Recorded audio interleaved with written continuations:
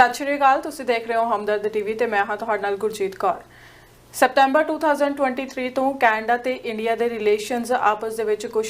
ਚੰਗੇ ਨਹੀਂ ਰਹੇ ਸਨ, ਕਿਉਂਕਿ ਉਸ ਵੇਲੇ ਪ੍ਰਧਾਨ ਮੰਤਰੀ ਕੈਨੇਡਾ ਦੇ ਜੋ ਨੇ ਜਸਟਿਨ ਟਰੂਡੋ ਜੀ, ਉਹਨਾਂ ਦੇ ਵੱਲੋਂ ਇੰਡੀਅਨ ਸਰਕਾਰ ਦੇ ਉੱਪਰ ਇਲਜ਼ਾਮ ਲਗਾਏ ਗਏ ਸੀ ਜੋ ਕਿ ਹਰਦੀਪ ਸਿੰਘ ਨਿੱਜਰ ਕਤਲकांड ਮਾਮਲਾ ਸਾਹਮਣੇ ਆਇਆ ਸੀ। ਉਸ ਨੂੰ ਲੈ ਕੇ ਕਿਹਾ ਗਿਆ ਸੀ ਕਿ ਇੰਡੀਅਨ ਏਜੰਸੀਜ਼ ਦੀ ਵੀ ਸ਼ਮੂਲੀਅਤ ਹੈਗੀ। ਉਸ ਤੋਂ ਬਾਅਦ ਇਹਨਾਂ ਦੇ ਜੋ ਤਣਾਅ ਆ ਲਗਾਤਾਰ ਵਧਦਾ ਗਿਆ ਸੀ ਕੈਨੇਡਾ ਤੇ ਇੰਡੀਆ ਦੇ ਵਿੱਚ, ਤੇ ਉਸ ਦੀ ਜਾਂਚ ਕੀਤੀ ਜਾ ਰਹੀ ਸੀ। ਫੋਰਨ ਇੰਟਰਫੇਰੈਂਸ ਦੀ ਹੁਣ ਰਿਪੋਰਟ ਕੈਨੇਡਾ ਕਮਿਸ਼ਨਰ ਦੇ ਵੱਲੋਂ ਜਾਰੀ ਕਰ ਦਿੱਤੀ ਗਈ ਹੈ। ਫਾਈਨਲ ਰਿਪੋਰਟ ਸਾਹਮਣੇ ਆ ਚੁੱਕੀ ਹੈ। ਇਸ ਬਾਰੇ ਗੱਲਬਾਤ ਕਰਾਂਗੇ। ਗੱਲਬਾਤ ਕਰਨ ਦੇ ਲਈ ਅੱਜ ਮੇਰੇ ਨਾਲ ਸਟੂਡੀਓ ਦੇ ਵਿੱਚ minister of democratic institutions and minister for federal economic development for southern ontario Ruby Sahota ji ਮੌਜੂਦ ਨੇ। ਉਹਨਾਂ ਦੇ ਨਾਲ ਇਸ ਰਿਪੋਰਟ ਨੂੰ ਲੈ ਕੇ ਗੱਲਬਾਤ ਕਰਦੇ ਹਾਂ ਤੇ ਤੁਹਾਡੇ ਨਾਲ ਜਾਣਕਾਰੀ ਸਾਂਝੀ ਕਰਦੇ ਹਾਂ। ਪ੍ਰੋਗਰਾਮ ਦੀ ਸ਼ੁਰੂਆਤ ਕਰਦੇ ਹਾਂ। ਸਤਿ ਸ਼੍ਰੀ ਅਕਾਲ ਰੂਬੀ ਜੀ। ਸਤਿ ਸ਼੍ਰੀ ਅਕਾਲ। ਕੀ ਹਾਲ ਚਾਲ? I'm very very good, thank you।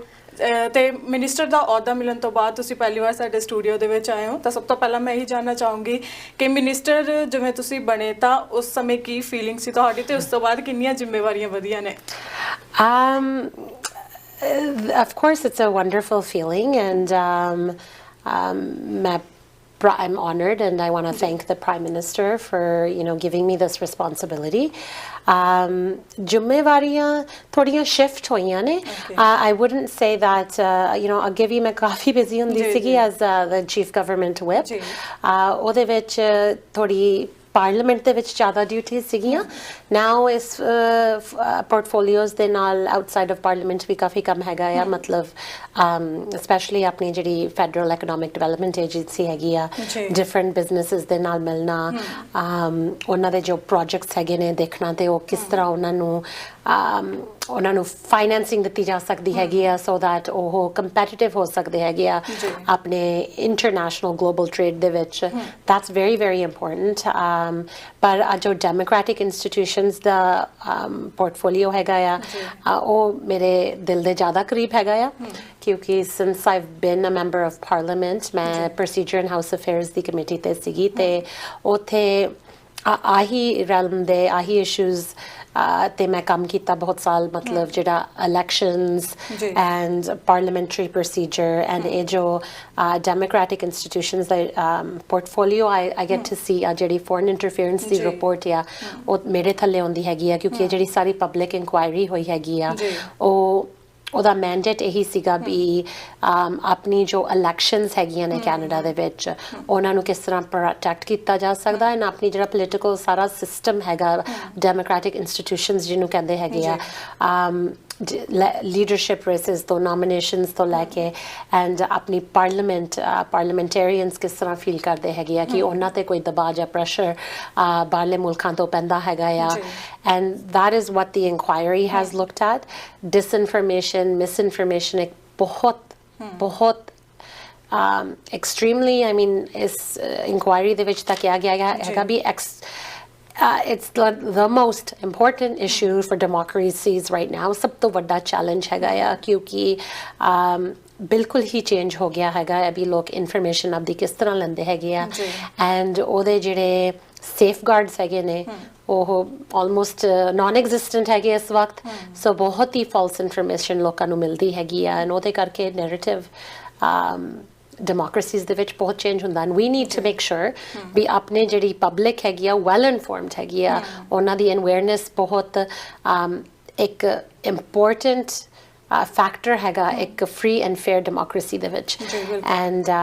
ਸੋ ਯਾ that's I'm enjoying it very much। ਜੀ, ਤੇ ਮੈਮ ਟਿਊਜ਼ਡੇ ਨੂੰ ਕਮਿਸ਼ਨਰ ਹੌਗ ਦੇ ਵੱਲੋਂ ਜੋ ਫਾਈਨਲ ਰਿਪੋਰਟ ਹੈ ਪੇਸ਼ ਕੀਤੀ ਗਈ ਹੈ, ਤੁਸੀਂ ਦੱਸ ਸਕਦੇ ਹੋ ਕਿ ਉਸ ਰਿਪੋਰਟ ਦੇ ਵਿੱਚ ਐਗਜ਼ੈਕਟਲੀ ਕੀ ਕਿਹਾ ਗਿਆ ਹੈ? ਕਿ ਲਾਈਕ ਜਿਵੇਂ ਕਿ ਆਪਣੇ ਮਾਨਯੋਗ ਪ੍ਰਧਾਨ ਮੰਤਰੀ ਜਸਟਿਨ ਟਰੂਡੋ ਜੀ ਦੇ ਵੱਲੋਂ ਇੰਡੀਅਨ ਸਰਕਾਰ ਦੇ ਉੱਪਰ ਜੋ ਇਲਜ਼ਾਮ ਲਗਾਏ ਗਏ ਸੀ, ਤਾਂ ਰਿਪੋਰਟ ਦੇ ਵਿੱਚ ਉਹਨੂੰ ਲੈ ਕੇ ਕੀ ਕਲੈਰੀਫਿਕੇਸ਼ਨ ਦਿੱਤੀ ਗਈ ਹੈ? ਹਾਂਜੀ, ਸੋ ਇਹ report Hardeep Singh Nijjar the issue te nahi basis sigi। This is not why this public inquiry happened। A public inquiry hoi hegi a kyunki kafi time to issue utھ ਰਿਹਾ ਸੀਗਾ that ਜਿਹੜੇ members of parliament ਹੈਗੇ ਨੇ ਵੀ ਉਹ ਕੁਛ collaborate ਕਰ ਰਹੇ ਹੈਗੇ ਆ ਫੋਰਨ ਕੰਟਰੀਜ਼ ਦੇ ਨਾਲ, ਜਾਂ ਜਿਹੜੀਆਂ ਆਪਣੀਆਂ ਲੀਡਰਸ਼ਿਪ ਰੇਸਿਸ ਜਾਂ elections riding level ਤੇ ਜਿਹੜੀਆਂ ਹੈਗੀਆਂ ਨੇ ਉਹਨਾਂ ਦੇ ਵਿੱਚ foreign interference ਹੋਈ ਹੈਗੀ ਆ ਹੋਰਾਂ ਮੁਲਕਾਂ ਦੀ that is what prompted this public inquiry ਜੋ ਹਰਦੀਪ ਸਿੰਘ ਨਿੱਜਰ ਦਾ ਇਸ਼ੂ ਹੈਗਾ ਆ ਉਹ ਵੀ ਬਹੁਤ ਹੀ ਇੰਪੋਰਟੈਂਟ ਇਸ਼ੂ ਹੈਗਾ ਜਸਟਿਸ ਹੋਗ ਦੇ ਉਹ ਮੈਂਡੇਟ ਦੇ ਵਿੱਚ ਨਹੀਂ ਆਉਂਦਾ ਸੀਗਾ ਪਰ ਆਬਵੀਅਸਲੀ ਆਪਣੀਆਂ ਕੁਝ ਸਿੱਖ ਜਥੇਬੰਦੀਆਂ ਹੈਗੀਆਂ ਨੇ ਜੋ ਕਹਿ ਰਹੀਆਂ ਹੈਗੀਆਂ ਨੇ ਵੀ ਉਹਦੀ ਇੱਕ ਅਲੱਗ ਇਨਕੁਆਇਰੀ ਹੋਣੀ ਚਾਹੀਦੀ ਹੈ ਆਉਣ ਵਾਲੇ ਟਾਈਮ ਦੇ ਵਿੱਚ but I think that is still going through the judicial process justice Hogue ਦੀ ਇਨਕੁਆਇਰੀ ਦੇ ਵਿੱਚ ਆਪਣੀਆਂ ਕੁਝ ਸਿੱਖ ਜਥੇਬੰਦੀਆਂ ਨੇ ਇਸ ਦੇ ਬਾਰੇ ਇਨਫੋਰਮੇਸ਼ਨ ਪ੍ਰੈਜ਼ੈਂਟ ਕੀਤੀ ਹੈ ਤੇ ਉਹ ਐਜ਼ ਅ ਵਿਟਨੈਸ ਉਹਨਾਂ ਨੇ ਉਹਨਾਂ ਦੀ ਟੈਸਟੀਮੋਨੀ ਸੁਣੀ ਹੈਗੀ ਆ ਕਾਫੀ ਉਹਨਾਂ ਨੇ ਕਲਾਸੀਫਾਈਡ ਇਨਫੋਰਮੇਸ਼ਨ ਵੀ ਦੇਖੀ ਹੈਗੀ ਆ ਐਂਡ ਉਹ ਇਸ ਰਿਜ਼ਲਟ ਤੇ ਪਹੁੰਚਦੇ ਹੈਗੇ ਆ ਵੀ ਇਹ ਜੋ issue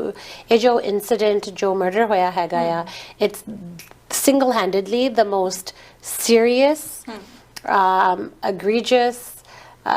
example of transnational repression so ਇਹਦੇ ਵਿੱਚ transnational repression ਇਹਨੂੰ ਕਹਿੰਦੇ ਹੈਗੇ ਆ ਜਿੱਥੇ ਇੱਕ foreign state actor ਆਪਦੇ ਏਜੰਟਸ ਜਾਂ ਪ੍ਰੋਕਸੀਜ਼ ਨੂੰ ਇੱਥੇ ਇੱਕ ਕੰਟਰੀ ਦੇ ਵਿੱਚ ਯੂਜ਼ ਕਰਕੇ threat violence criminal activity and murder ਦੇ ਵਿੱਚ ਹਿੱਸਾ ਲੈਂਦਾ ਹੈਗਾ ਆ ਸੋ that is what has been alleged due to intelligence gathering of course ਉਹਦੀ ਹੁਣ ਅਜੇ ਆਉਣ ਵਾਲੇ ਟਾਈਮ ਦੇ ਵਿੱਚ ਜਦੋਂ ਸਾਰੀ ਇਨਵੈਸਟੀਗੇਸ਼ਨ ਕੰਪਲੀਟ ਹੁੰਦੀ ਹੈਗੀ ਆ ਉਹਦੀ ਟ੍ਰਾਇਲ ਹੋਗੀ ਸੋ ਉਹਨਾਂ ਨੇ ਇਹ ਜ਼ਰੂਰ ਕਿਹਾ ਹੈਗਾ ਵੀ this is a very very serious issue the most serious incident ਪਰ ਇਹ ਉਹਨਾਂ ਦੇ ਮੈਂਡੇਟ ਦੇ ਵਿੱਚ ਨਹੀਂ ਆਉਂਦਾ ਸੀ ਕਿਉਂਕਿ ਇਲੈਕਸ਼ਨਸ ਉਹਨਾਂ ਦੇ ਮੈਂਡੇਟ ਦੇ ਵਿੱਚ ਆਉਂਦੀਆਂ ਹੈਗੀਆਂ ਨੇ ਸੋ ਉਸ ਮੁੱਦੇ ਨੂੰ ਲੈ ਕੇ ਉਹਨਾਂ ਦੀ ਜਿਹੜੀ ਫਾਈਂਡਿੰਗ ਹੈਗੀ ਆ ਉਹਨਾਂ ਦੀ ਫਾਈਂਡਿੰਗ ਸੀ ਵੀ ਜਿਹੜੀ 2019 ਇਲੈਕਸ਼ਨ ਸੀ ਪਿਛਲੀ ਐਂਡ 2021 ਇਲੈਕਸ਼ਨ ਸੀ ਵੀ ਉਹਦਾ ਜਿਹੜਾ ਐਂਡ ਰਿਜ਼ਲਟ ਸੀਗਾ ਉਹ ਫੇਅਰ ਐਂਡ ਫ੍ਰੀ ਸੀਗਾ ਵੀ ਉਹਦਾ ਰਿਜ਼ਲਟ ਆਲਟਰ ਨਹੀਂ ਹੋਇਆ ਹੈਗਾ ਕੋਈ ਵੀ ਫੋਰਨ ਇੰਟਰਫੀਅਰੈਂਸ ਦੇ ਕਰਕੇ ਪਰ ਉਹਨਾਂ ਨੇ ਇਹ ਜ਼ਰੂਰ ਕਿਹਾ ਹੈ ਵੀ ਫੋਰਨ ਇੰਟਰਫੀਅਰੈਂਸ ਹੋਈ ਹੈਗੀ ਆ ਐਂਡ ਫੋਰਨ ਇੰਟਰਫੀਅਰੈਂਸ ਇੱਕ ਨਵੀਂ ਚੀਜ਼ ਵੀ ਨਹੀਂ ਹੈਗੀ ਔਰ ਬਹੁਤ ਚਿਰ ਤੋਂ ਚੱਲਦੀ ਆ ਰਹੀ ਹੈਗੀ ਆ ਐਂਡ ਇਸ ਟਾਈਮ ਤੇ ਕਾਫੀ ਜ਼ਿਆਦਾ ਦੇਖਣ ਨੂੰ ਮਿਲ ਰਹੀ ਹੈਗੀ ਆ ਜਿਹੜੇ ਐਕਟਰਸ ਨੇ ਫੋਰਨ ਸਟੇਟ ਐਕਟਰਸ ਜਿਹੜੇ ਖਾਸ ਕਰਕੇ ਉਹਨਾਂ ਨੇ number 1 and number 2 players foreign interference ਦੇ ਵਿੱਚ ਉਹਨਾਂ ਨੇ ਮੈਂਸ਼ਨ ਕੀਤੇ ਆ ਨੰਬਰ 1 ਤੇ ਚਾਈਨਾ ਨੰਬਰ 2 ਤੇ India and then of course there's others that we've heard of Russia, Saudi Arabia, Iran, Pakistan and so ਉਸ countries ਦਾ ਉਹਨਾਂ ਨੇ ਹਾਈਲਾਈਟ ਕੀਤਾ ਹੈਗਾ ਆ and they have lots of examples they went through ਵੀ ਉਹਨਾਂ ਨੇ ਕਿਸ ਤਰ੍ਹਾਂ ਕੋਸ਼ਿਸ਼ਾਂ ਕੀਤੀਆਂ ਹੈਗੀਆਂ ਨੇ whether it's through financing on local campaigns ਜਾਂ leadership campaigns or by threat and coercion ਮਤਲਬ ਉਹ ਲੋਕਾਂ ਨੂੰ intimidate ਜਾਂ pressure ਕਰਕੇ ਉਹਨਾਂ ਤੋਂ support ਕਿਸ ਤਰ੍ਹਾਂ ਆਪਦੇ ਮਨਪਸੰਦ candidate ਲਈ ਜਾਂ leader ਲਈ ਕਿਸ ਤਰ੍ਹਾਂ ਉਹ convince ਕਰਦੇ ਹੈਗੇ ਆ so this is something a little bit this is a lot different than ਜਿਹੜੀ influence ਹੁੰਦੀ ਹੈਗੀ ਆ ਇਹਦੇ ਵਿੱਚ ਵੀ ਰਿਪੋਰਟ ਦੇ ਵਿੱਚ ਕਾਫੀ discussion ਹੁੰਦੀ ਹੈਗੀ ਆ ਵੀ interference ਉਹਦਾ ਡੈਫੀਨੇਸ਼ਨ ਕੀ ਹੈਗਾ ਤੇ ਇਨਫਲੂਐਂਸ ਕੀ ਹੁੰਦਾ ਆ ਕਿਉਂਕਿ ਸਾਰੇ ਮੁਲਕ ਆਪਦਾ ਇਨਫਲੂਐਂਸ ਤਾਂ ਕਰਨ ਦੀ ਕੋਸ਼ਿਸ਼ ਕਰਦੇ ਹੈਗੇ ਆ ਆਪਾਂ ਟ੍ਰੇਡ ਡਿਫਰੈਂਟ ਪਾਲਿਸੀਜ਼ ਦਾ ਇੱਕ ਦੂਜੇ ਨੂੰ এনवायरमेंटल ਪਾਲਿਸੀਜ਼ ਤੇ ਇੱਕ ਦੂਜੇ ਨੂੰ ਇਨਫਲੂਐਂਸ ਕਰਦੇ ਆ ਵੱਡੇ ਸਮਿਟਸ ਹੁੰਦੇ ਆ ਆਪਦੀਆਂ ਆਈਡੀਆ ਸ਼ੇਅਰ ਕੀਤੀਆਂ ਜਾਂਦੀਆਂ ਨੇ ਪਰ ਜਿਹੜਾ ਇਨਫਲੂਐਂਸ ਹੁੰਦਾ ਹੈਗਾ ਜੋ ਆਪਣੇ ਹਾਈ ਕਮਿਸ਼ਨਰਸ ਐਂਬੈਸਡਰਸ ਇੱਥੇ ਰਹਿ ਕੇ ਕਰਦੇ ਹੈਗੇ ਆ ਆਪਦੀ ਐਡਵੋਕੇਸੀ ਕਰਦੇ ਹੈਗੇ ਆ ਉਹ ਇੱਕ ਓਪਨ ਐਂਡ ਟ੍ਰਾਂਸਪੇਰੈਂਟ ਤਰੀਕੇ ਦੇ ਨਾਲ ਹੁੰਦੀ ਹੈਗੀ ਆ ਜਿਹੜੀ ਇੰਟਰਫੀਅਰੈਂਸ ਹੁੰਦੀ ਹੈਗੀ ਆ ਉਹ ਇੱਕ ਛੁਪੇ ਹੋਏ ਸੀਕ੍ਰੀਟਿਵ ਤਰੀਕੇ ਦੇ ਨਾਲ ਕੀਤੀ ਜਾਂਦੀ ਹੈਗੀ ਆ ਐਂਡ ਉਹਦਾ ਰਿਜ਼ਲਟ ਹੈਗਾ ਵੀ ਉਹ ਆਪਦੇ ਤਰੀਕੇ ਦੇ ਨਾਲ ਜਿਹੜਾ ਰਿਜ਼ਲਟ ਉਹਨਾਂ ਲਈ ਜ਼ਿਆਦਾ ਫੇਵਰੇਬਲ ਹੈਗਾ ਆ ਉਹ ਪਾਉਣ ਦੀ ਕੋਸ਼ਿਸ਼ ਕਰਦੇ ਹੈਗੇ ਆ and so that's an eye opener for us I think justice Hogue ਨੇ ਇਹ ਜ਼ਰੂਰ ਕਿਹਾ ਹੈਗਾ ਵੀ ਕੈਨੇਡੀਅਨਸ ਨੂੰ ਇਸ ਗੱਲ ਤੇ ਅਵੇਅਰ ਹੋਣ ਦੀ ਲੋੜ ਹੈਗੀ ਆ ਉਹ ਰੈਕਗਨਾਈਜ਼ ਕਰਨ ਤੇ ਆਪਣੀਆਂ ਜਿਹੜੀਆਂ ਸੀਸਸ ਵਰਗੀਆਂ ਏਜੰਸੀਜ਼ ਹੈਗੀਆਂ ਨੇ ਉਹਨਾਂ ਨੂੰ ਵੀ ਬੈਟਰ ਕੰਮ ਕਰਨਾ ਚਾਹੀਦਾ ਹੈਗਾ ਪਬਲਿਕ ਨੂੰ ਇਨਫੋਰਮ ਕਰਨ ਲਈ ਪਾਰਟੀਜ਼ ਨੂੰ ਅਪਡੇਟ ਕਰਨ ਲਈ ਉਹਨਾਂ ਨੂੰ ਪ੍ਰੋਟੈਕਟ ਕਰਨ ਲਈ ਵੀ ਉਹ ਕਿਸ ਤਰ੍ਹਾਂ ਆਪਦੇ ਰੂਲਸ ਬਣਾ ਸਕਦੀਆਂ ਨੇ ਸੋ ਦੈਟ ਉਹ ਫੋਰਨ ਇੰਟਰਫੀਅਰੈਂਸ ਤੋਂ ਬਚ ਸਕਣ ਸੋ ਸਾਡੀ ਗਵਰਨਮੈਂਟ ਨੇ ਪਿਛਲੇ 5 ਸਾਲ 'ਚ ਬਹੁਤ ਕੰਮ ਕੀਤਾ ਹੈਗਾ ਇਸ ਇਸ਼ੂ ਤੇ ਡਿਫਰੈਂਟ ਡਿਪਾਰਟਮੈਂਟਸ ਵੀ ਬਣਾਏ ਗਏ ਹੈਗੇ ਨੇ ਗਲੋਬਲ ਅਫੇਅਰਸ ਦੇ ਵਿੱਚ ਇੱਕ ਰੈਪਿਡ ਰਿਸਪਾਂਸ ਮੈਕੈਨਿਜ਼ਮ ਆ ਜਿਹਦੇ ਵਿੱਚ ਹੁਣ ਮੈਂ ਪਰਸੋਂ ਹੀ ਹੋਰ ਫੰਡਿੰਗ ਕਰਕੇ ਫੰਡਿੰਗ ਦੀ ਅਨਾਉਂਸਮੈਂਟ ਕੀਤੀ ਆ ਹੋਰ ਸਟਾਫ ਹਾਇਰ ਕਰ ਰਹੇ ਨੇ ਉਹ ਮੋਨੀਟਰ ਕਰਦੇ ਹੈਗੇ ਨੇ ਵੀ ਕੋਈ ਵੀ ਫਾਲਸ ਇਨਫੋਰਮੇਸ਼ਨ ਜਿਹੜੀ ਸਪਰੈਡ ਹੋ ਰਹੀ ਆ ਉਹ ਕਿੱਥੋਂ ਆ ਰਹੀ ਹੈਗੀ ਆ ਉਹਦਾ ਸੋਰਸ ਕੀ ਹੈਗਾ ਉਹਦੀ ਫੰਡਿੰਗ ਕੀ ਹੈਗੀ ਆ ਸੋ ਦੈਟ ਉਹ ਅਲਰਟ ਕਰ ਸਕਣ ਗਵਰਨਮੈਂਟ ਨੂੰ ਐਂਡ ਕੈਨੇਡੀਅਨਸ ਨੂੰ ਜੇ ਲੋੜ ਪਵੇ and so that is something we have within global affairs ਕਈ ਮੁਲਕਾਂ ਨੇ ਆਪਣੀ ਆਪਣੇ ਐਗਜ਼ਾਮਪਲ ਨੂੰ ਲੈ ਕੇ ਉਹਨਾਂ ਨੇ ਖੁਦ ਇਸ ਤਰ੍ਹਾਂ ਦੀਆਂ ਏਜੰਸੀਜ਼ ਹੁਣ ਬਣਾਈਆਂ ਨੇ France has taken are example as well and ਇਹ ਸਾਰੀ G7 countries ਇੱਕ ਕੰਬਾਈਨਡ ਸ਼ੇਅਰ ਤਰੀਕੇ ਨਾਲ ਕਰ ਰਹੀਆਂ ਨੇ ਸੋ if we find something happening in Australia or somewhere else we can help them Taiwan ਦੇ ਵਿੱਚ ਇੱਕ incident ਹੋਇਆ ਸੀ AI ਦਾ deep fake ਜਿੱਥੇ ਨਿਕਲਿਆ ਸੀ we alerted them to that as well but they have also a very good system ਉਹਨਾਂ ਦੀ ਜਿਹੜੀ ਸਾਰੀ civil society ਆ ਉਹ ਅਵੇਅਰਨੈਸ ਪੈਦਾ ਕਰਦੀ ਹੈਗੀ ਆ ਉੱਥੇ ਦੇ ਨਾਗਰਿਕਾਂ ਲਈ ਐਂਡ ਆਈ ਥਿੰਕ ਇਸ ਤਰ੍ਹਾਂ ਹੀ ਉਹਨਾਂ ਦੀ ਲੀਡ ਲੈ ਕੇ ਅਸੀਂ ਵੀ ਉਸ ਤਰ੍ਹਾਂ ਦੀ ਬਾਡੀਜ਼ ਹੁਣ ਕ੍ਰੀਏਟ ਕੀਤੀਆਂ ਹੈਗੀਆਂ ਨੇ the digital citizen initiative so that academic institutions and key joint bodies ਇਕੱਠੀਆਂ ਰਲ ਮਿਲ ਕੇ ਕੰਮ ਕਰ ਸਕਦੀਆਂ ਨੇ ਰਿਸਰਚ ਕਰ ਸਕਦੀਆਂ ਨੇ ਇਸ ਇਸ਼ੂ ਤੇ ਆਪਾਂ ਨੂੰ ਅਲਰਟ ਕਰ ਸਕਦੀਆਂ ਨੇ ਵੀ ਕੀ ਹੋ ਰਿਹਾ ਹੈਗਾ ਸਪੈਸ਼ਲੀ ਸੋਸ਼ਲ ਮੀਡੀਆ ਦੇ ਰੈਲਮ 'ਚ ਤੇ ਮੈਂ ਸੌਰੀ ਮੈਂ ਤੁਹਾਨੂੰ ਵਿੱਚ ਰੋਕ ਫੋਰਨ ਇੰਟਰਫੇਰੈਂਸ ਦੀ ਗੱਲ ਕਰ ਰਹੇ ਆਪਾਂ ਤਾਂ ਰੀਸੈਂਟਲੀ ਕੰਜ਼ਰਵੇਟਿਵ ਪਾਰਟੀ ਦੇ ਜੋ ਲੀਡਰ ਨੇ ਪੀਅਰ ਪੋਲੀਵ ਉਹਨਾਂ ਨੇ ਕਿਹਾ ਆ ਕਿ ਜੇਕਰ ਪ੍ਰਧਾਨ ਮੰਤਰੀ ਜਸਟਿਨ ਟਰੂਡੋ ਦੇ ਕੋਲ ਸਬੂਤ ਹੈਗੇ ਨੇ ਕਿ ਇਹਨਾਂ ਲੋਕਾਂ ਦਾ ਹੱਥ ਹੈ ਹਰਦੀਪ ਸਿੰਘ ਨੱਜਰ ਕਤਲकांड ਮਾਮਲੇ ਦੇ ਵਿੱਚ ਤਾਂ ਉਹਨਾਂ ਨੂੰ ਖੁੱਲੇ ਆਮ ਮੂਰੇ ਆ ਕੇ ਨਾਮ ਲੈ ਦੇਣੇ ਚਾਹੀਦੇ ਆ ਉਹਨਾਂ ਨੂੰ ਨਾਮ ਲੁਕਾਉਣੇ ਨਹੀਂ ਚਾਹੀਦੇ ਤਾਂ ਇਹਨੂੰ ਲੈ ਕੇ ਤੁਸੀਂ ਕੀ ਜਵਾਬ ਦੇਣਾ ਚਾਹੋਗੇ So Hardeep Singh Nijjar ਦੇ ਕੇਸ ਦੇ ਵਿੱਚ ਕੋਈ ਨਾਂ ਛਪਾਏ ਨਹੀਂ ਗਏ ਹੈਗੇ the agencies and policing agencies all have all of those names ਉਹ arrests ਬਣਾ ਰਹੀਆਂ ਹੈਗੀਆਂ ਨੇ ਨਾਲ ਦੀ ਨਾਲ ਬਟ ਉਹ ਕਹਿੰਦੇ ਕਿ ਪਬਲਿਕਲੀ ਓਪਨਲੀ ਨੇਮ ਨਹੀਂ ਲਏ ਜਾ ਰਹੇ ਹੈਗੇ I think he's talking about MPs in the House of Commons ਜੋ traitors ਹੈਗੇ ਨੇ ਇਹ ਮੈਂ ਨਹੀਂ ਸੁਣਿਆ ਹੈਗਾ ਹਜੇ ਪੀਅਰ ਪੋਲੀਵ ਕਹਿੰਦਾ ਪਰ anyways the evidence is given to the police then actions evidence evidence public ਨੂੰ ਨਹੀਂ ਦਿੱਤੀ ਜਾਂਦੀ ਹੈਗੀ ਵੀ public ਉਹਨਾਂ ਲੋਕਾਂ ਦੇ ਮਗਰ ਲੱਗੇ evidence is always presented by the police so they can do their police work and make arrests and ਉਹ arrests ਦੇ basis ਤੇ ਉਹਨਾਂ ਦੀ trial ਹੋ ਸਕੇ right that's how policing is done in this country but Pierre Poilievre ਇਹ ਵੀ ਕਹਿ ਰਹੇ ਹੈਗੇ ਨੇ ਵੀ ਜੇ ਕੋਈ MPs ਹੈਗੇ ਨੇ ਜਿਨ੍ਹਾਂ ਨੇ you know ਕੋਈ ਫੋਰਨ ਐਕਟਰਸ ਦੇ ਨਾਲ ਕੋਆਪਰੇਟਿਵ ਤਰੀਕੇ ਦੇ ਨਾਲ ਉਹਨਾਂ ਨੇ ਫੋਰਨ ਇੰਟਰਫੀਅਰੈਂਸ ਦੇ ਵਿੱਚ ਉਹਨਾਂ ਦੀ ਹੈਲਪ ਕੀਤੀ ਹੈਗੀ ਆ ਦੈਨ ਉਹਨਾਂ ਦੇ ਨਾਲ ਲਏ ਜਾਣੇ ਚਾਹੀਦੇ ਆ ਸੋ ਜਸਟਿਸ ਹੋਗ ਨੇ ਆਪਣੀ ਰਿਪੋਰਟ ਦੇ ਵਿੱਚ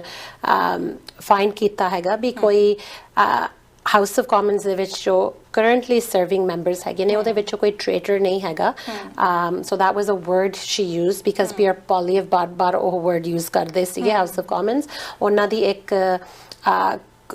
ਉਹਨਾਂ ਦੀ ਇੱਕ I would say ਕਿ ਇੱਕ ਟ੍ਰੇਡਮਾਰਕ ਹੈਗੀ ਆ ਪੀਅਰ ਪੋਲੀਵ ਦੀ ਵੀ ਉਹ ਬਹੁਤ ਹਰ ਇੱਕ ਚੀਜ਼ ਨੂੰ ਸੈਂਸੇਸ਼ਨਲਾਈਜ਼ ਕਰਦੇ ਹੈਗੇ ਆ ਓਵਰ ਐਗਜ਼ੈਜਰੇਟ ਕਰਕੇ ਲੋਕਾਂ ਨੂੰ ਥੋੜ੍ਹਾ ਜਿਹਾ I think mislead and misguide ਕਰਦੇ ਹੈਗੇ ਨੇ ਸੋ ਦੈਟ ਕਿਉਂਕਿ ਉਹਨਾਂ ਨੂੰ ਪਤਾ ਹੈਗਾ ਵੀ ਨੈਗੇਟਿਵ ਇਨਫੋਰਮੇਸ਼ਨ ਬਹੁਤ ਫੈਲਦੀ ਹੈਗੀ ਆ ਜਿਸ ਤਰ੍ਹਾਂ ਸੋਸ਼ਲ ਮੀਡੀਆ ਕੰਪਨੀਜ਼ ਵੀ ਕਰ ਰਹੀਆਂ ਨੇ ਸੋ ਉਹ ਥੋੜ੍ਹਾ ਇਸ ਚੀਜ਼ ਦੇ ਵਿੱਚ ਐਕਸਪਰਟ ਹੈਗੇ ਨੇ and I think he should be very careful because justice Hogue ਨੇ ਵੀ ਇਹੀ ਕਿਹਾ ਹੈਗਾ ਦੈਟ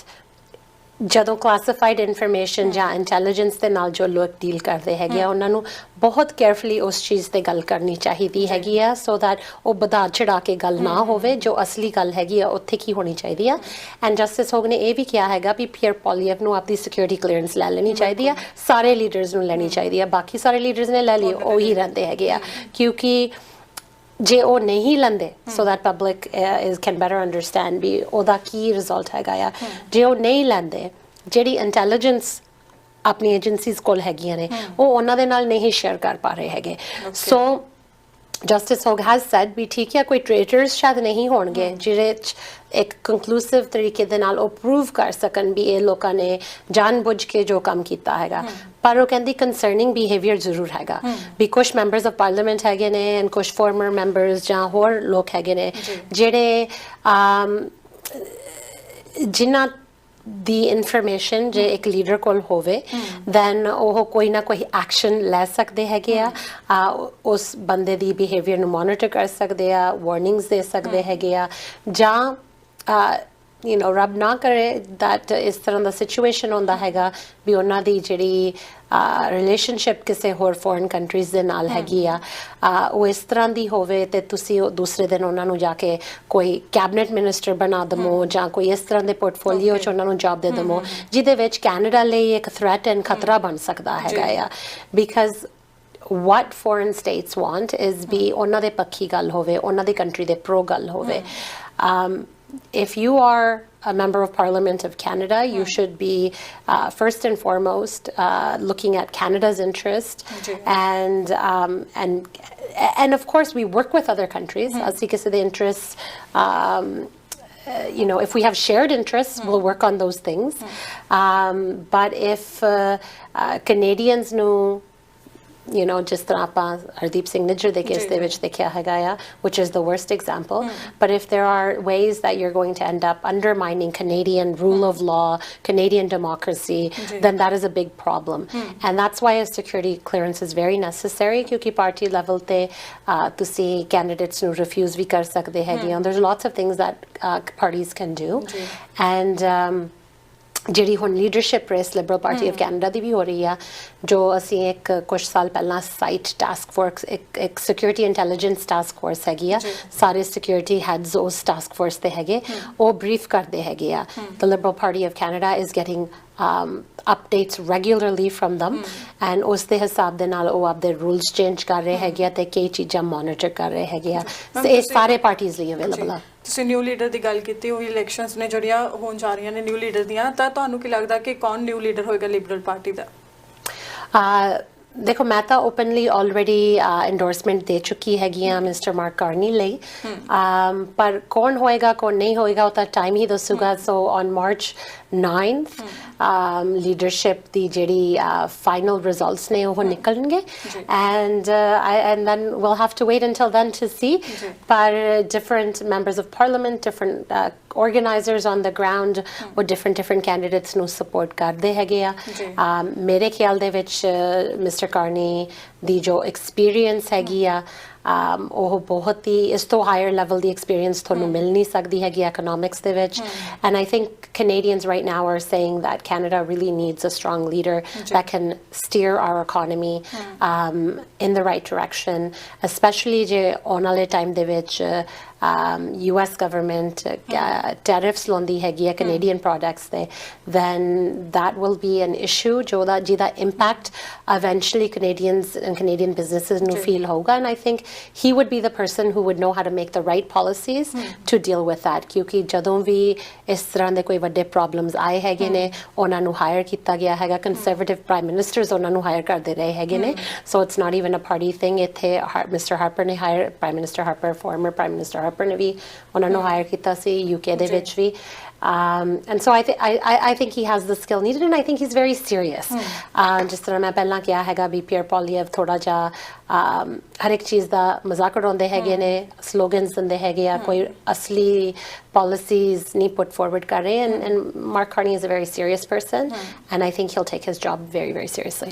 ਤੇ ਮੈਮ ਲਿਬਰਲਸ ਵੱਲ ਦੀ ਗੱਲ ਕਰੀਏ ਤਾਂ ਉਹਨਾਂ ਦੇ ਜੋ ਰਿਲੇਸ਼ਨਸ ਨੇ ਇੰਡੀਆ ਦੇ ਨਾਲ ਵੀ ਖਰਾਬ ਹੋਏ ਨੇ ਚਾਈਨਾ ਦੇ ਨਾਲ ਵੀ ਤੇ US ਦੇ ਨਾਲ ਵੀ ਖਰਾਬ ਹੋਏ ਨੇ ਤਾਂ ਤੁਹਾਨੂੰ ਕੀ ਲੱਗਦਾ ਕਿ ਜੇਕਰ ਲੀਡਰ ਚੇਂਜ ਹੋ ਜਾਣਗੇ ਜਾਂ ਫਿਰ ਜੇ ਸਰਕਾਰ ਬਦਲਦੀ ਹੈ ਤਾਂ ਉਹ ਰਿਲੇਸ਼ਨਸ ਨੇ ਜਿਹੜੇ ਸੁਧਰ ਜਾਣਗੇ Relations, I think, look, when it comes to China, there are some disagreements that, of course, we're going to have. So, jo Huawei de case de vich, ek rule of law da issue siga. I don't think Mr. Carney or anyone would take a different stance on that, right? So we're not going to bend the rules for anybody. Jo rules hagene. We are going to stick to that and I don't think it matters whether a conservative leader comes in a liberal leader comes in kyunki Mexico is facing the same type of issue that we're facing the whole world will face it je ਉਹਨਾਂ ਨੂੰ ਲੱਗਦਾ ਹੈਗਾ ਆ ਵੀ ਇੱਕ personal issue ਹੈਗਾ Canada ਦੇ ਨਾਲ ਤੇ US ਦਾ ਫਿਰ ਇਹ ਗੱਲ ਤੁਸੀਂ ਭੁੱਲ ਜਾਓ ਇਹ ਕੋਈ personal issue ਨਹੀਂ ਹੈਗਾ this is about what Donald Trump's world view is ਉਹਨਾਂ ਦਾ view on trade and cooperation jo hega ya ਇਹ ਉਹਨਾਂ ਦਾ view ਹੈਗਾ ਆ this is not a result of the liberals being in power or any of that and otherwise I think jo ਬਾਕੀ countries ਦੇ ਨਾਲ ਹੋਣ ਵਾਲਾ ਹੈਗਾ that would not happen either and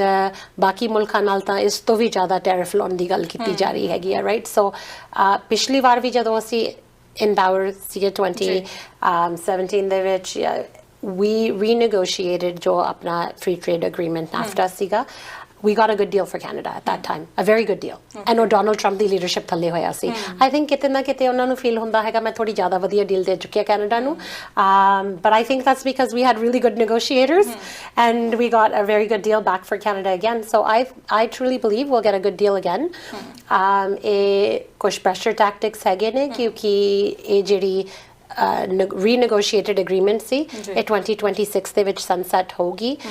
ਤੇ ਉਦੋਂ ਫਿਰ ਉਹਦੀ negotiation ਹੋਗੀ. But I think somewhere there's a desire be or negotiation process early ho jave, and I think we're ready to do that, and we're ready to make sure that jo vi ਉਹਨਾਂ ਨੂੰ discrepancies ਲੱਗਦੇ ਹੈਗੇ ਆ we can get a win-win situation for Canada and for the US, and if we do have tariffs imposed on February 1st then we're ready for that as well. You know, we have a lot of things that US needs. Like, you know, many have said before me, the US ਆਪਣੇ ਨਾਲ business ਤਾਂ ਨਹੀਂ ਕਰਦਾ ਹੈਗਾ ਕਿਉਂਕਿ ਉਹ ਬਹੁਤ ਚੰਗੇ ਹੈਗੇ ਨੇ ਤੇ ਉਹ ਕੈਨੇਡਾ ਨੂੰ ਹੈਲਪ ਕਰਨਾ ਚਾਹੁੰਦੇ ਹੈਗੇ ਆ. ਉਹ business ਕੈਨੇਡਾ ਦੇ ਨਾਲ ਤਾਂ ਕਰਦੇ ਹੈਗੇ ਆ ਕਿਉਂਕਿ we have the things they need. It's just straightforward economics, right? We have what they need and we are also their biggest customer. ਸਾਰੀ ਦੁਨੀਆ ਚ ਕੰਪੇਅਰ ਕਰ ਲਓ ਕੋਈ ਹੋਰ trading partner ਨਹੀਂ ਹੈਗਾ ਜਿਹੜਾ ਐਡਾ ਵੱਡਾ customer ਆ US products ਦਾ. ਭਾਵੇਂ ਤੁਸੀਂ France, Germany, Japan ਨੂੰ ਮਿਲਾ ਵੀ ਲਓ they're not as big of a customer as us. So I think the customer is always right. And so hopefully eventually Americans see as well that ਉਹਨਾਂ ਦੇ president ਦੇ ਕੁਝ tactics ਨੇ ਜਿਹੜੇ ਉਹਨਾਂ ਨੂੰ harm ਕਰਨਗੇ at the end of the day. ਜੀ ਤੇ ਮੈਮ ਸਮਾਂ ਇਜਾਜ਼ਤ ਨਹੀਂ ਦੇ ਰਿਹਾ ਪਰ ਸਵਾਲ ਬਹੁਤ ਨੇ ਜੇ ਫਿਰ ਸਮਾਂ ਮਿਲਿਆ ਫਿਰ ਤੁਹਾਡੇ ਨਾਲ ਗੱਲ ਕਰਾਂਗੇ ਪਰ ਜਾਣ ਤੋਂ ਪਹਿਲਾਂ ਇੱਕ ਲਾਸਟ ਸਵਾਲ ਕਿ ਜੋ ਫਾਈਨਲ ਰਿਪੋਰਟ ਹੁਣ ਪੇਸ਼ ਕੀਤੀ ਗਈ ਹੈ ਇਹਦੇ ਉੱਤੇ ਲੋਕਾਂ ਦੇ ਵੱਲੋਂ ਕੈਨੇਡੀਅਨਸ ਦੇ ਵੱਲੋਂ ਕਾਫੀ ਸਵਾਲ ਉਠਾਏ ਜਾ ਰਹੇ ਨੇ ਕਿੰਤੂ ਪਰੰਤੂ ਆ ਰਹੇ ਨੇ ਤਾਂ ਡੈਮੋਕ੍ਰੇਸੀ ਨੂੰ ਲੈ ਕੇ ਜੋ ਲੋਕ ਚਿੰਤਾ ਦੇ ਵਿੱਚ ਨੇ ਉਹਨਾਂ ਨੂੰ ਤੁਸੀਂ ਕੀ ਮੈਸੇਜ ਦੇਣਾ ਚਾਹੋਗੇ? ਹਾਂਜੀ ਮੈਂ ਉਹਨਾਂ ਨੂੰ ਇਹੀ ਮੈਸੇਜ ਦਊਂਗੀ ਵੀ ਜਿਹੜੀ ਇਨਕੁਆਇਰੀ ਹੋਈ ਹੈਗੀ ਹੈ ਇਹ ਬਹੁਤ ਇਨ ਡੈਪਥ ਇਨਕੁਆਇਰੀ ਸੀਗੀ ਕੁਝ 800 ਪੇਜ ਲੰਬੀ ਰਿਪੋਰਟ ਹੈਗੀ ਐਂਡ 7 ਵੋਲਿਊਮਸ ਸਾਰੇ ਜਿੰਨੇ ਵੀ ਕਲਾਸੀਫਾਈਡ ਡਾਕੂਮੈਂਟਸ ਹੈਗੇ ਨੇ ਜਸਟਿਸ ਹੋਕ ਤੇ ਉਹਦੀ ਟੀਮ ਆਫ ਲਾਇਰਸ ਨੇ ਸਾਰੇ ਰਿਵਿਊ ਕੀਤੇ ਹੈਗੇ ਨੇ ਸੋ ਇੱਕ ਬਹੁਤ ਹੀ thoughtful thorough ਤਰੀਕੇ ਦੇ ਨਾਲ ਉਹਨਾਂ ਨੇ ਇਹ ਰਿਪੋਰਟ ਪ੍ਰੈਜ਼ੈਂਟ ਕੀਤੀ ਹੈਗੀ ਹੈ ਜਿਹੜੀ ਪਬਲਿਕ ਹੈ it's there for Canadians to read ਉਹਦੇ ਵਿੱਚ ਉਹਨਾਂ ਨੇ ਇਹ ਕਿਹਾ ਹੈਗਾ ਵੀ ਆਪਣਾ ਜਿਹੜਾ ਸਿਸਟਮ ਹੈਗਾ ਬਹੁਤ ਰੋਬਸਟ ਹੈਗਾ ਮਤਲਬ ਬਹੁਤ ਸਟਰੋਂਗ ਹੈਗਾ ਆ ਸਿਸਟਮ ਉਹਦੇ ਵਿੱਚ ਕੁਝ ਇੰਪਰੂਵਮੈਂਟਸ ਕਰ ਸਕਦੇ ਹੈਗੇ as a government as you know Canadians ਆਪਣੀਆਂ ਏਜੰਸੀਜ਼ ਵੀ ਤੇ ਉਹਦੇ ਰეკਮੈਂਡੇਸ਼ਨਸ ਉਹਨਾਂ ਨੇ ਦਿੱਤੇ ਆ ਕੁਝ ਤੇ ਆਲਰੇਡੀ ਕੰਮ ਕਰ ਚੁੱਕੇ ਆ ਕੁਝ ਹੋਰ almost complete and other recommendations that we are going to be considering and taking seriously. There's 51 recommendations, but I think at the end of the day Canadians should understand be ਉਹਨਾਂ ਦੀਆਂ ਜੋ elections ਹੋ ਰਹੀਆਂ ਨੇ ਉਹ ਸਾਰਾ ਉਹਦਾ ਨਤੀਜਾ result ਸਹੀ ਸੀਗਾ free and fair ਸੀਗਾ and our system is strong and challenges ਜ਼ਰੂਰ ਹੈਗੇ but we're going to now work on the different recommendations to make sure ਵੀ ਆਪਾਂ ਆਪਣਾ system ਆਉਣ ਵਾਲੇ ਟਾਈਮ ਲਈ ਵੀ ਸਟਰੋਂਗ ਰੱਖੀਏ ਜੀ ਤੇ ਨਾਰੀ ਮੈਮ ਅੱਜ ਦੇ ਪ੍ਰੋਗਰਾਮ ਦੇ ਵਿੱਚ ਇੰਨਾ ਹੀ ਬਹੁਤ ਬਹੁਤ ਧੰਨਵਾਦ ਸਟੂਡੀਓ ਚ ਆਉਣ ਦੇ ਲਈ ਥੈਂਕ ਯੂ ਤਾਂ ਇਹ ਸੀ ਅੱਜ ਦਾ ਸਾਡਾ ਪ੍ਰੋਗਰਾਮ ਖਾਸ ਮੁਲਾਕਾਤ ਤੇ ਅੱਜ ਮੁਲਾਕਾਤ ਕਰਵਾਈ ਮਿਨਿਸਟਰ ਰੂਬੀ ਸਹੋਤਾ ਜੀ ਦੇ ਨਾਲ ਜਿਨ੍ਹਾਂ ਦੇ ਵੱਲੋਂ ਫੋਰਨ ਇੰਟਰਫੇਰੈਂਸ ਦੀ ਜੋ ਫਾਈਨਲ ਰਿਪੋਰਟ ਸਾਹਮਣੇ ਆਈ ਹੈ ਉਹਨੂੰ ਲੈ ਕੇ ਗੱਲਬਾਤ ਕੀਤੀ ਗਈ ਉਮੀਦ ਹੈ ਤੁਹਾਡੇ ਵੀ ਜੋ ਸਵਾਲ ਹੋਣਗੇ ਇਸ ਰਿਪੋਰਟ ਨੂੰ ਲੈ ਕੇ ਕੁਝ ਹੱਦ ਤੱਕ ਕਲੀਅਰ ਹੋ ਗਏ ਹੋਣਗੇ ਅੱਜ ਦੇ ਪ੍ਰੋਗਰਾਮ ਦੇ ਵਿੱਚ ਫਿਲਹਾਲ ਇੰਨਾ ਹੀ ਹੁਣ ਮੈਨੂੰ ਦਿਓ ਇਜਾਜ਼ਤ ਸਤਿ ਸ਼੍ਰੀ ਅਕਾਲ ਤੁਸੀਂ ਦੇਖ ਰਹੇ ਹੋ ਹਮਦਰਦ ਟੀਵੀ ਤੇ ਮੈਂ ਹਾਂ ਤੁਹਾਡਾ